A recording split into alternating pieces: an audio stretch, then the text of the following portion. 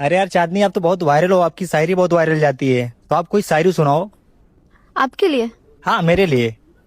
फूल है गुलाब का सूखने न दूंगी, फूल है गुलाब का सूखने न दूंगी, खड़े खड़े लूंगी झुकने न दूंगी।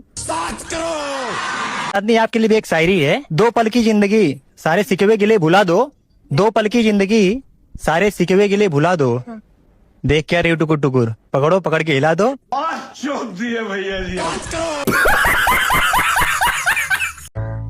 अच्छा चांद, मेरे को पता है, मेरे को एक बात पता चली है। क्या? जो चार लोग साथ में मिलकर करते हैं उसको क्या बोलते हैं?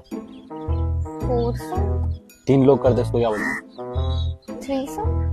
और तेरे को पता है, जो अकेला करता है उसको क्या बोलते हैं? नहीं। हैंडसम। अच्छा ये बताओ, पतली लड़की को हॉट बोलते हैं तो पतले लड़के को क्या बोलेंगे? पतले लड़के को मुट्ठल बोलेंगे।